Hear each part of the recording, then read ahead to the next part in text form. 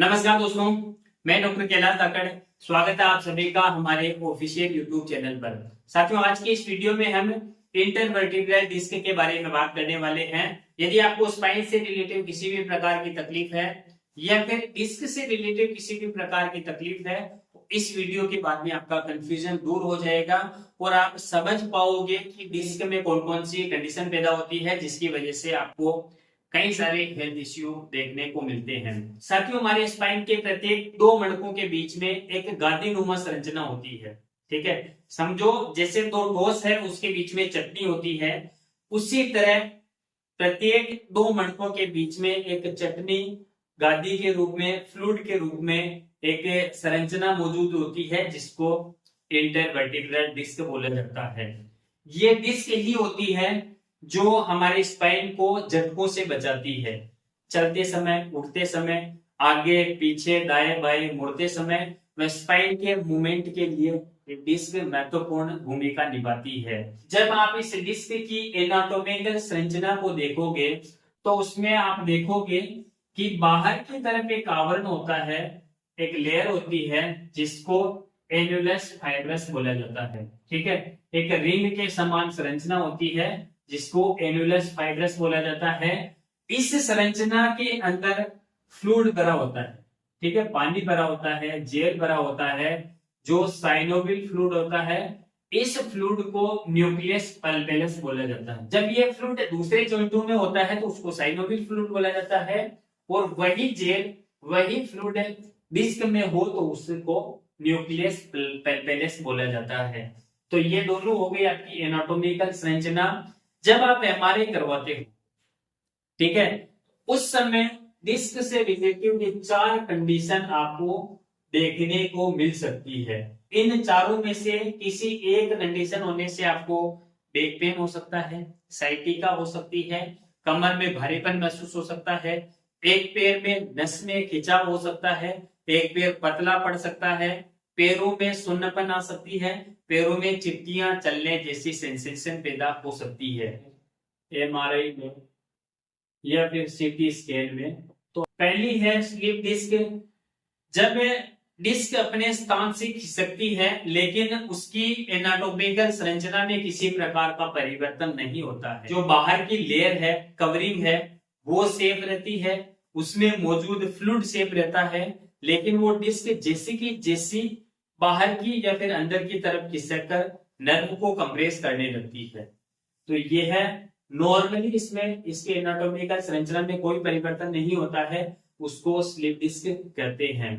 Disc bulge, इसमें जैसे ये कवरिंग है, ये कवरिंग टूटती नहीं है लेकिन इस तरह से बाहर निकलकर नर्व को दबाने लगती है। इससे ये जेल जो है, ये जेल बाहर की तरफ आएगा लेकिन ये कवरिंग सेफ है, इसको डिस्क बल्ज बोला जाता है। इसमें जेल बाहर नहीं आता है। तीसरी कंडीशन पैदा होती है डिस्क हर्निएटेड। दोस्तों, इसके अंदर बाहर की कवरिंग टूट जाती है, बाहर की कवरिंग टूट जाती है और जो ये न्यूक्लियस पल्पेलस है वो बाहर निकलकर नर्व के आसपास में वह नर्व को दबाता है, ये कवरिंग चुभती है। और जब आप एमआरआई की फिल्मों को देखोगे, वर्टिब्रा के आसपास में, नर्व के आसपास में खाली जगह जहां दिखती है वहां पर ये फ्लूइड न्यूक्लियस पल्पेलस दिखाई देता है। दोस्तों, इंटरवर्टिब्रल डिस्क से रिलेटिव चौथी स्थिति पैदा होती है डिस्क डीजेनरेशन। जैसे जैसे आपकी उम्र बढ़ती है वैसे वैसे आपकी हड्डियों में परिवर्तन आता है और आपकी बॉडी में फ्लूइड की मात्रा कम होने लगती है। जब आपकी डिस्क में इस न्यूक्लियस पल्पेलस की मात्रा कम होगी तो कई सारे हेल्थ इश्यू आ सकते हैं। ठीक है, जब न्यूक्लियस पल्पेलस की मात्रा कम होगी तो दोनों जो मणके हैं उनकी दूरी कम हो जाएगी। और आगे बात करते हैं वे कौन से उपाय हैं जिनको फॉलो करके डिस्क को हेल्दी रखा जा सकता है। ठीक है, पहला, अपने पोस्चर को सही रखे, अपने बैठने के, उठने के, चलने के और सोने के तरीके में अपने स्पाइन को सही पोस्चर में रखे। ठीक है, सोना किस तरह से है इससे रिलेटिव मैंने इस चैनल पर एक वीडियो डाल रखा है, उसकी लिंक बायो में डाल दूंगा, उसको जाकर देखें कि आपको सोने की सही स्थिति क्या रखनी है। दूसरा, आगे झुककर वजन उठाने से बचे।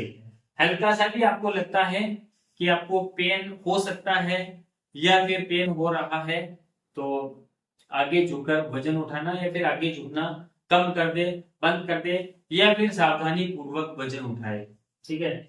तीसरा, back pain, sciatica, slip disc से रिलेटिव किसी भी प्रकार के सिम्टम्स आपकी बॉडी में दिखाई देते हैं तो उस पेन को, उन लक्षणों को इग्नोर ना करें। ठीक है। चौथा, स्ट्रेचिंग करें। स्ट्रेचिंग के लिए आप भुजंगासन कर सकते हैं, शलभासन कर सकते हैं और सेतु बंधासन कर सकते हैं। इसके अलावा भी कई सारे आसन है जो स्पाइन को स्ट्रेचिंग करते हैं, उन आसनों का अभ्यास आप कर सकते हैं। पांचवा, कैल्शियम, विटामिन डी और B12 का सेवन करें। एक हेल्दी डाइट का सेवन करें जिसमें भरपूर मात्रा में कैल्शियम हो, विटामिन डी हो और B12 की मात्रा की पूर्ति हो सके। पांचवा, यदि आपको शराब, सिगरेट, धूम्रपान करने की आदत है तो शराब से बचे, धूम्रपान का सेवन ना करें। जब आप शराब का सेवन करते हो, एल्कोहल का सेवन करते हो तो आपकी बॉडी डिहाइड्रेट हो जाती है, आपकी बॉडी में फ्लूइड की मात्रा, पानी की मात्रा कम होने लगती है।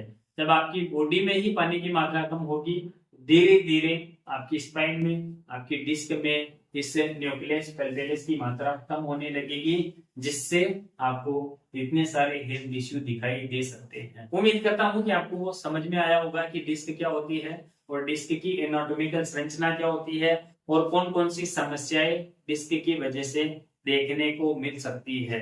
यदि आपको जानकारी अच्छी लगे तो इस वीडियो को लाइक कर देना। यदि पहली बार आप हमारे चैनल पर आए हो, इस चैनल को सब्सक्राइब कर लेना। धन्यवाद।